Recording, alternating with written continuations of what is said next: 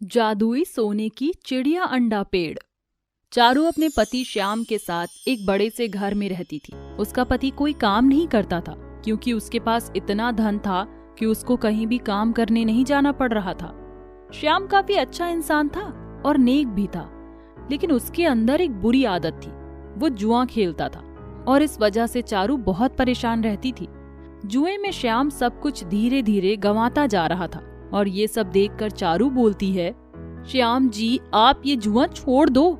आपने इस जुए के पीछे अपना सब कुछ बर्बाद कर दिया है और अब हमारे पास इस हवेली के अलावा कुछ भी नहीं बचा है। अरे जब कमाता था तब तो नहीं बोलती थी तुम कि ये सब छोड़ दो। अब तो तुम्हें मेरे हर चीज से परेशानी होने लगी है। हे भगवान, इस आदमी को थोड़ी बुद्धि दो। अगर यही हाल रहा तो ये कुछ भी नहीं छोड़ेगा और सब कुछ बर्बाद कर देगा। अब चारू उसको समझाने लगती है, लेकिन श्याम नहीं समझता और वो दिन आ जाता है जब उसका घर भी नीलाम हो जाता है और अब वो दोनों रोड पर आ जाते हैं। मैं ना कहती थी कि तुम हमारे घर को भी बेच दोगे और देखो आज वही हुआ है।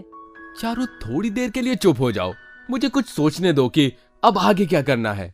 वो दोनों अब बेघर हो गए थे और उदास होकर चलते चलते वो एक जंगल में जा पहुंचते हैं और श्याम को वहां पर एक चिड़िया दिखाई पड़ती है जो एक जाल में फंसी हुई थी।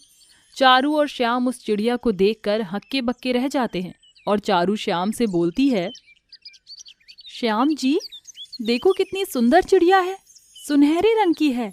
अरे पागल औरत, वो कोई सुनहरे रंग की नहीं है बल्कि सोने की चिड़िया है। मेरी तो नजर ही नहीं हट रही इस चिड़िया पर से। यह अनोखी चिड़िया को किसने पकड़ा है? पता नहीं चारू, हमें इसकी मदद करनी चाहिए। हाँ चारू, सही बोल रही हो तुम।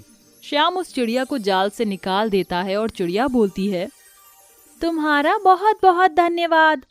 चिड़िया को बोलता देख चारू चकरा जाती है और चिड़िया से बोलती है, चिड़िया रानी तुम बोलती भी हो?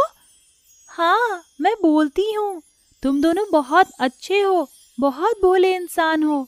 तुम बोलती हो और सोने की भी हो? हाँ मैं बोलती हूँ और सोने की भी हूँ, पर ये कैसे हो सकता है? एक चिड़िया बोलती है, ऊपर से वो सोने की भी है। देखो अभी मेरी हालत ठीक नहीं है, तो मुझे मेरे पेड़ पर जाकर छोड़ दो। मुझे अंडे देने हैं, मेरी मदद कर दो। हाँ हाँ क्यों नहीं, बताओ कहाँ है तुम्हारा पेड़? इस जंगल के सीधे जाओगे, तुम्हें दो रास्ते दिखेंगे। एक रास्ते में कीचड़ होगा, दूसरा रास्ता सोने का होगा।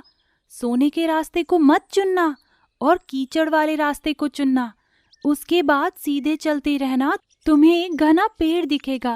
बस वहीं पर मुझे छोड़ देना, वहीं मेरा घर है। ठीक है, लेकिन तुम हमें वो रास्ता उस समय भी तो बता सकती थी ना। नहीं, मैं वहाँ तुम दोनों को कुछ नहीं बोल सकती क्योंकि वहाँ पर मैं एक मामूली चिड़िया बन जाती हूँ।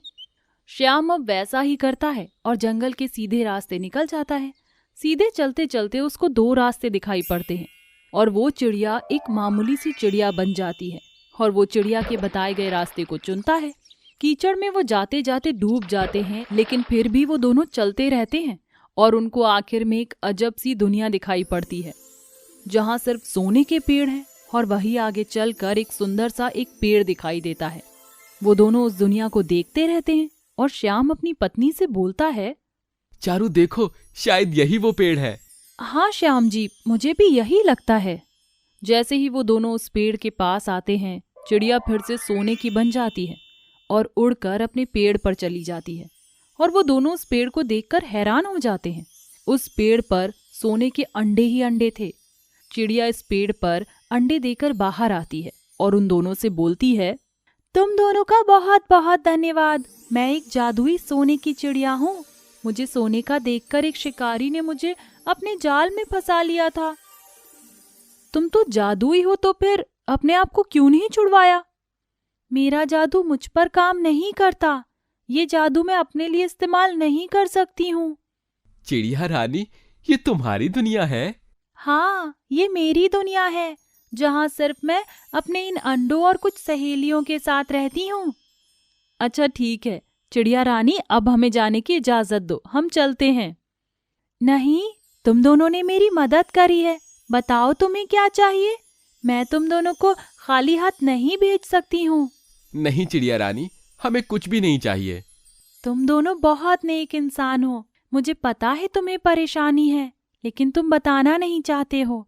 बताओ, मैं तुम्हारी मदद करूंगी।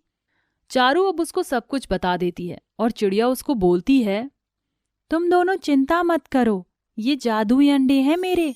तुम ये एक अंडा ले जाओ और तुम इससे जो भी मांगोगे तुम्हें इससे मिल जाएगा। और कभी भी घमंड मत करना और हमेशा दूसरों की भलाई ही करना। चारू और श्याम दोनों उस एक अंडे को लेकर चले जाते हैं और बाहर जाकर चारू, श्याम जी, क्या हम एक बार देखें कि क्या जो चिड़िया रानी ने हमें बताया है वो सच है? बोल तो तुम सही रही हो, चलो कोशिश करते हैं। वो दोनों अब उस सोने के अंडे से बोलते हैं, हे जादुई अंडे, हमें एक घर मिल जाए। उसको एक घर मिल जाता है। और ऐसे ही अब श्याम मांगता है, हे जादुई अंडे, हमें हमारा सब कुछ मिल जाए जो पहले खो गया था। हे जादुई अंडे, मेरे पति की जुआ खेलने वाली आदत को छुड़वा दो, क्योंकि इस आदमी ने तो सब कुछ बर्बाद कर दिया है और अब मैं वापस वो चीज नहीं देख सकती हूँ। चारू और श्याम को वो सारी चीजें मिलती हैं जो उन्हें चाहिए और उसको उसका सब कुछ मिल जाता है और अब वो खुशी से अपनी पत्नी के साथ रहने लगा और दूसरों की भी मदद करने लगा।